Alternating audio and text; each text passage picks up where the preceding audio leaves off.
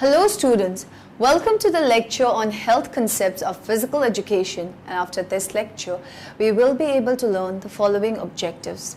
Discuss the concept of health, define the concept of health education, understand the health promotion and physical education, explain the effects of alcohol, tobacco and drugs on sports performance, discuss the obesity, causes and preventive measures and role of diet on performance. Let's start with the introduction of word health. The English word health comes from the Old English word hale, meaning wholeness, being whole, sound or well. Health means the total well-being of an individual. Total well-being or complete health is the efficiency provided by physical and mental well-being. Physical and mental well-being helps an individual to an emotionally steady, social and morally sound, which will lead to a well-balanced personality. Our behavior reveals our personality, thus we may now realize that health means physical and mental well-being. Let us now consider the interrelationship of physical, mental, emotional, social and moral development that influences the health of an individual. Physical fitness. This quality is found in a person who has strength, speed, stamina, suppleness, correct posture, correct movement and activity. Activeness leads to physical efficiency. Sources for this physical well-being are food, exercise, rest, sleep, and intelligent care of the body. Physical fitness alone will not provide complete health. Mental fitness. Physical fitness can be measured by using different types of tests, but mental health cannot be tested. An individual's mental health is revealed by his behavior, speech, and appearance. What we give the mind affects the body.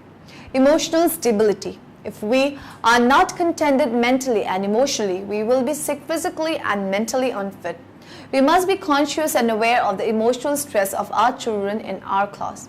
The best way to avoid disease is to lead a physically and mentally balanced life. Social fitness. There are two main responsibilities we should fulfill towards society. First, we should improve our own health. Secondly, we should understand the health problems of those around us. This will help us to get adjusted to the society we live in.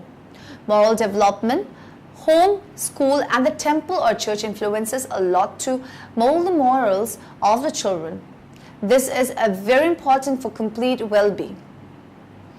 Balanced personality. Personality reveals our physical, mental and social well-being. To be of a balanced personality, we should possess good health, habits and try to live a healthy life. Health education is term of community and social objective is the translation of what is known about health into desirable individual and community behavior patterns by means of the educational process. Importance. Education is very important for the development of a country.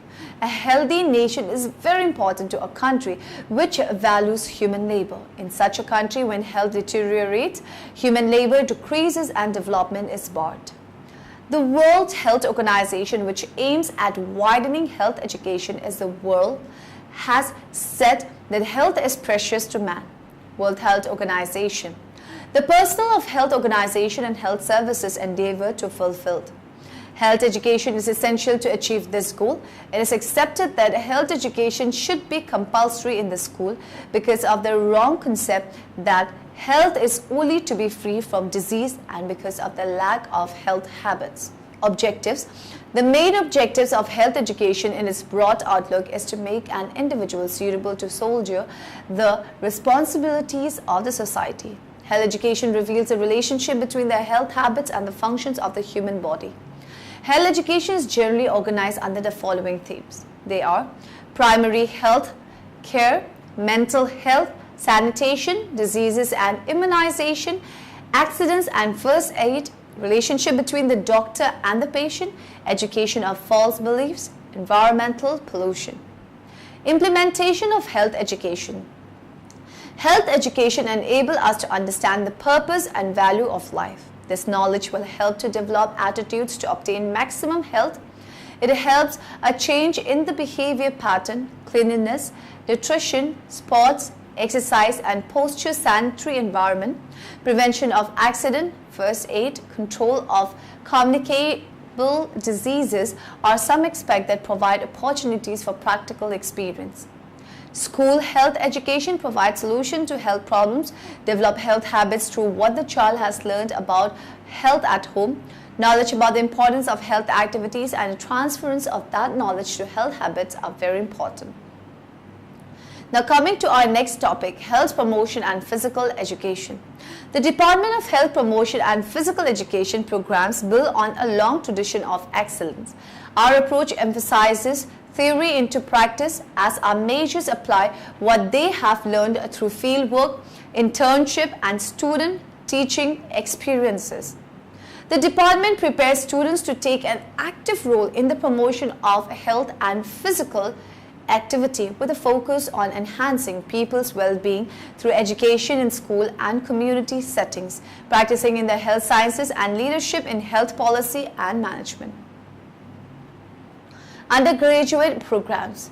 If we are interested in pursuing a career in health promotion, educating people in the community system, practicing in the health science, or leading in health policy development and health services management, then these are the programs for us. BS in Health Sciences with pre-medical or nutrition emphasis, BS in Health Care Management, BS in Public and Community Health. Physical and Health Education Teacher. Education programs. The department offers major in the areas of both education and health. Students who want to teach have 3 programs to choose from: BS in Health Education, BS in Health Education, and Physical Education, BS in Physical Education. Graduate programs. The Department of Health Promotion and Physical Education also offers 2 graduate programs: MS in Health Education, MS in Physical Education. Community Health Promotion. The Community Health Promotion Program emphasizes education as a primary factor for the promotion of health and the prevention of disease, and prepares students to meet the expanding need for health education professional capable of working with the community in a variety of public, private, and professional settings. Educational and community-based programs. Educational and community-based programs play a key role in preventing disease and injury, improving health, enhancing quality of life. Why are educational and community-based programs important? Education and community-based programs and strategies are designed to reach people outside of traditional health care settings. These settings may include schools, work sites, healthcare facilities, communities. Educational and community-based programs encourage and enhance health and wellness by educating communities on topics such as chronic diseases, injury and violence prevalence, mental illness or behavioral health, unintended pregnancy, oral health, tobacco use, substance abuse, nutrition and obesity prevention, physical activity. Understanding educational and community-based programs. 3 emerging public health issues in the area of educational and community-based programs have been identified. Evaluating coordinated school health programs as an intervention to reduce school dropout rates. Coordinated school health programs include comprehensive school health education, health services, physical education, nutrition services, mental health and social services, staff wellness, family or community involvement, a healthy and safe environment, establishing an evidence base for community health and education policy intervention to determine their impact and effectiveness, increasing the number and skill level of community health and other auxiliary public health workers to support the achievements of healthier communities. Bad day at work, kids running you ragged, worried about your finances. It's no wonder that stress relief is at the forefront of your mind at the end of the day. The problem is, when our alarm goes off the next morning, we're often reminded of why instinctively reaching for the bottle at the end of a hard day could be doing you more harm than good. Many of the short-term problems of drinking too much alcohol too often can be felt almost immediately. You might find you sleep badly because even a glass or 2 of alcohol a night can cause you to miss out on the important first stage of sleep, meaning you sleep more lightly and can wake up feeling exhausted. Alcohol also contains a lot of calories, 7 calories a gram in fact, so you may start gaining weight. There's also what's going on inside. First of all, there's your liver. Regularly drink over the daily unit guidelines and you are likely to damage your liver, causing it to become inflamed, even scarred. And yet, when your liver is damaged, you generally won't know about it until things get serious. Regularly drinking too much increases your risk of developing many serious illnesses, including cancer. Alcohol is the second biggest risk factor for cancer after smoking. Regularly drinking too much also increases the risk of high blood pressure, which is one of the most important risk factors for having a heart attack or stroke. All of this can be a bit alarming, but just by cutting back your drinking and not regularly exceeding the government's daily unit guidelines of 2 to 3 units for women and 3 to 4 for men, you'll soon start to see the benefits. First of all, you'll sleep better. You'll feel better and be more productive in your work and your life in general. And you'll be looking healthier and losing weight because you'll be consuming less calories. Plus, you'll know that for all the effects that you can see, as a result of drinking less, your long-term health prospects will... Alcohol consumption is a major concern in the sports world. It remains one of the most abused drugs among athletics, despite the well-known negative effects it can have on the mind and body. If we play sports, it is essential that we understand how alcohol can damage, even destroy our athletic ambitions. Alcohol, ethyl alcohol, ethanol, is a drug, but technically it can also be classified as a nutrient because it provides energy, about 7 kcal per gram. Alcohol affects all cells in the body, but the most immediate physiological and psychological effects are on the brain. These effects are dependent on the blood alcohol concentration, BAC. A number of factors may include the BAC, example body size, body fat content, gender. But for the average male, one drink will result in a BAC of about 25 mg per liter. The table highlights some common effects associated with increasing BAC. Although alcohol is classified as a depressant drug, it may elicit a transient stimulant effect, and it has been theorized by some authors to be ergogenic for both of these effects. Muscle development. Strength training is an important part of getting our body fit for athletic activity, but drinking alcohol can negate the result of our workouts. Alcohol affects our ability to get adequate sleep, resulting in a lack of the human growth hormone that helps build strong, larger muscle. It also causes the liver to release a chemical that impairs testosterone, which is a key hormone in muscle development. Aerobic performance. Aerobic activity involves the use of oxygen to energize the large muscle groups needed to physically perform. It increases blood circulation and our heart rate.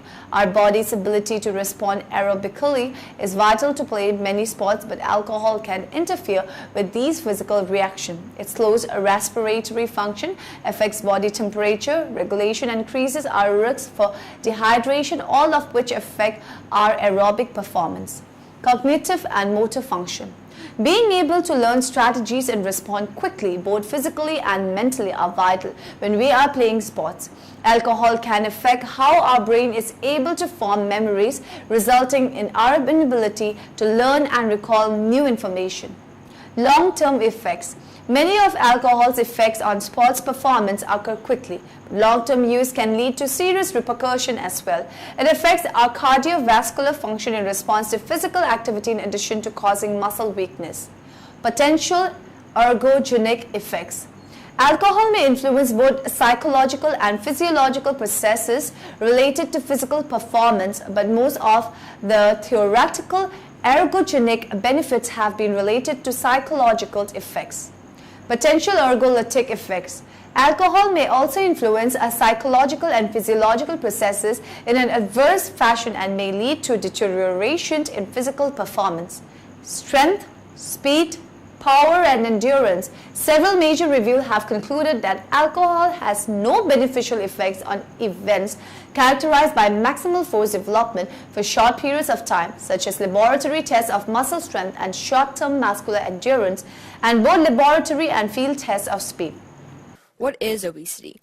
You've probably heard of it and know what people look like who are obese, but what does it really do and how does it affect you? Obesity means having too much fat in relation to your height, or in simpler terms, taking in more than you can put out. It is a major world problem that you need to start thinking about now. It is very serious and takes over 2.2 million lives every year. In the next 10 years, the death rates will increase by 50%. Obese people now outnumber the malnourished almost 2 to 1. Obesity is measured in BMI, an acronym for Body Mass Index. As of now, it is the best way that we can measure the height of an individual and compare it to their weight. There are also BMI charts for infants and children through their teenage years. Obesity is also measured in waist circumference and skin fold thickness. To understand obesity, I need to teach you about the digestive system. The first part of the digestive system is the mouth. This includes your teeth, your saliva, and the epiglottis.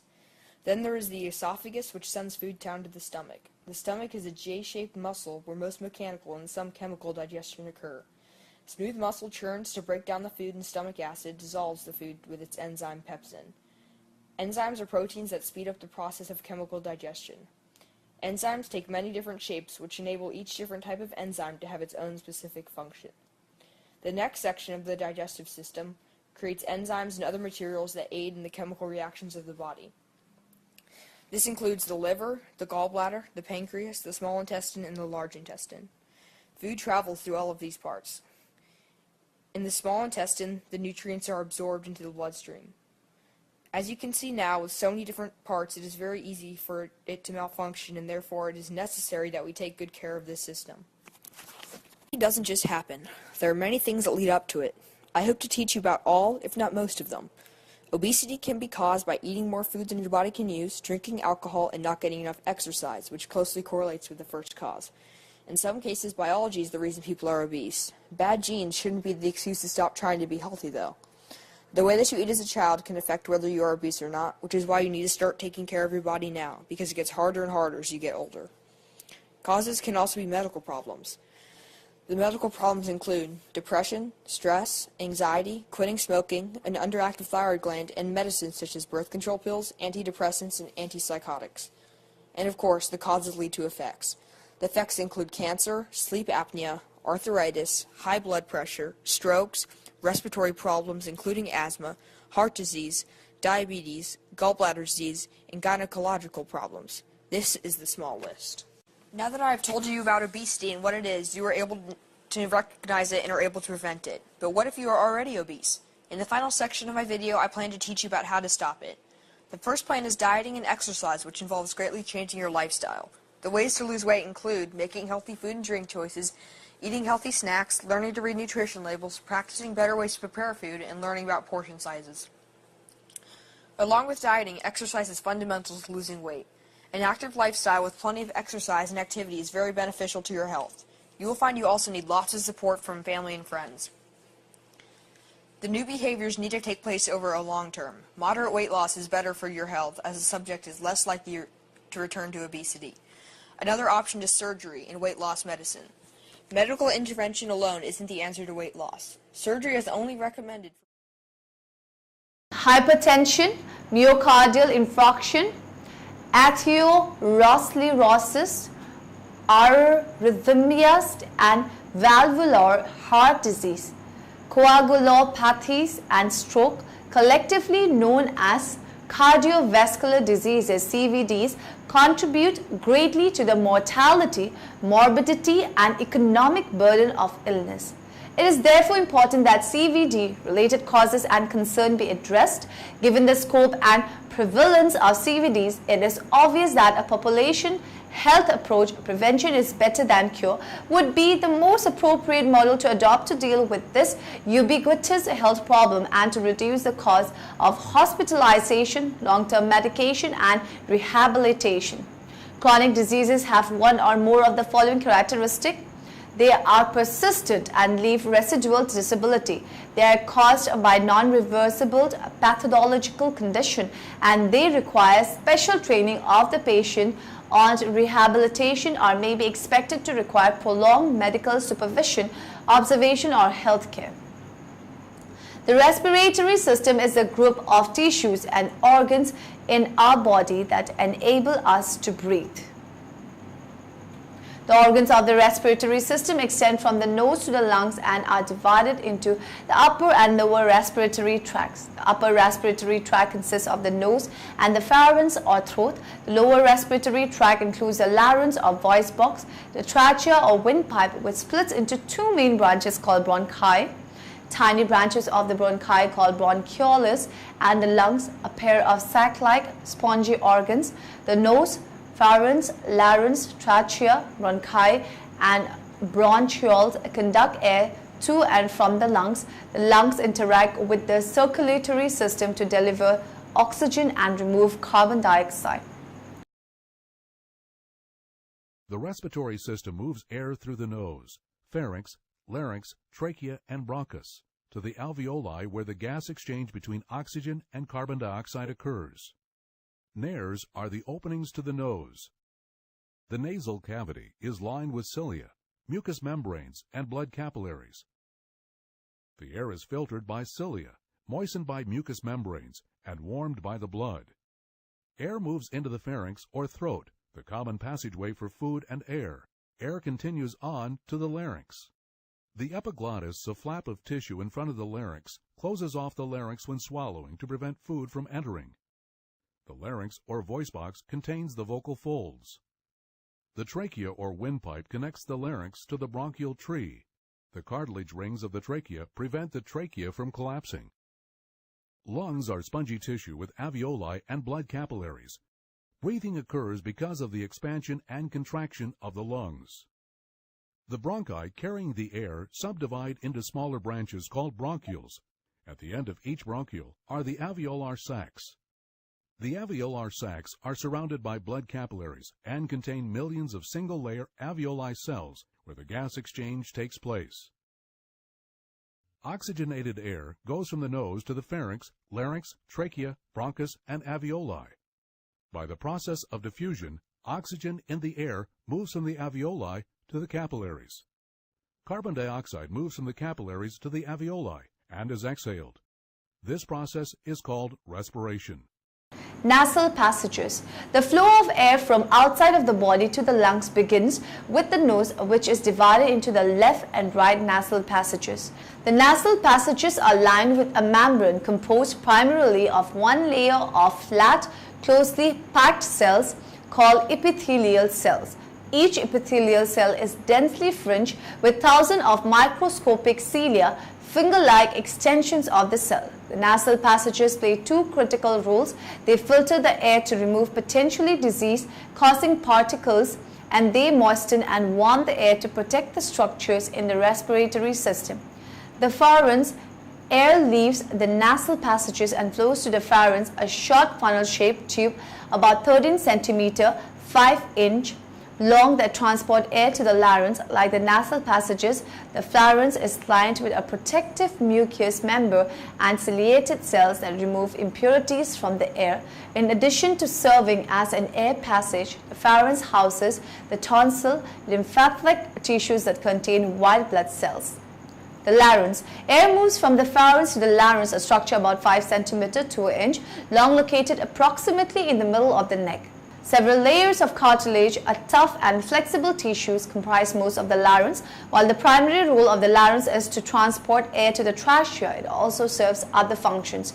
It plays a primary role in producing sound. It prevents food and fluid from entering the air passes to cause choking, and its mucous membranes and cilia-bearing cells help filter air.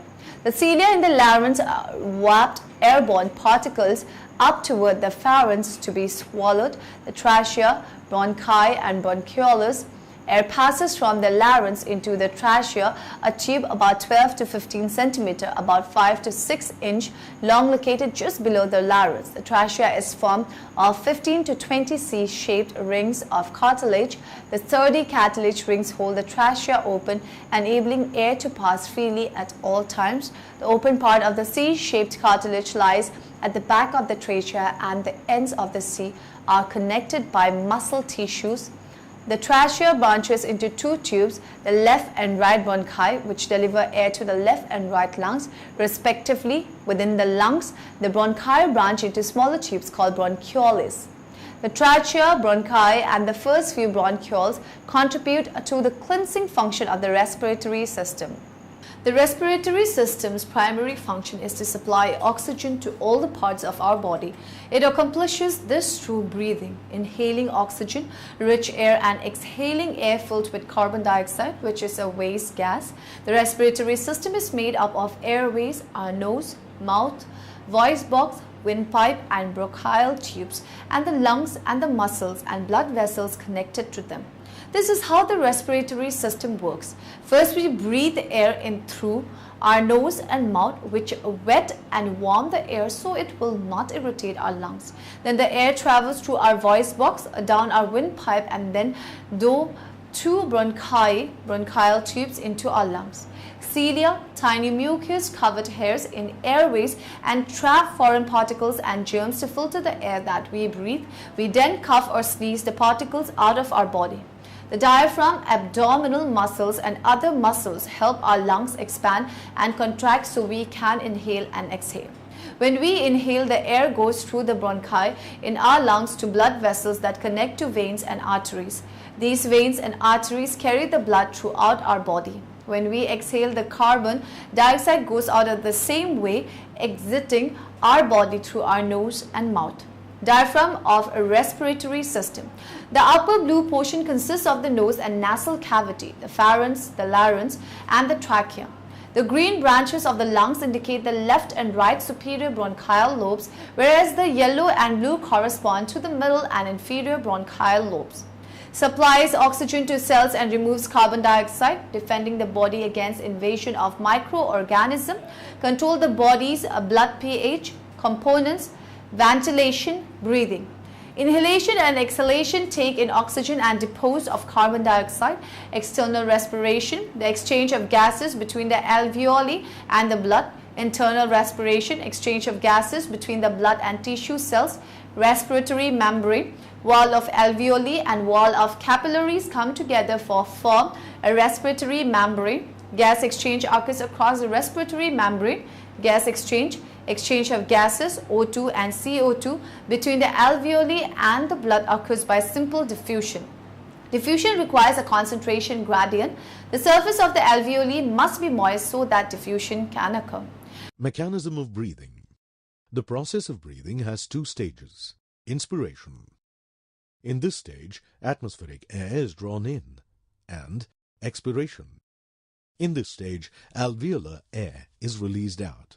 The movement of air in and out of lungs is carried out by creating a pressure gradient between lungs and the atmosphere. This pressure is created by the diaphragm and specific muscles called external and internal intercostals situated between the ribs. Inspiration occurs when pressure within the lungs is less than atmospheric pressure. That is, the atmospheric air rushes into the lungs to create a balance in pressure. Expiration occurs when intrapulmonary pressure is higher than the atmospheric pressure. The contraction of diaphragm increases the volume of the thoracic chamber in the anterior-posterior axis.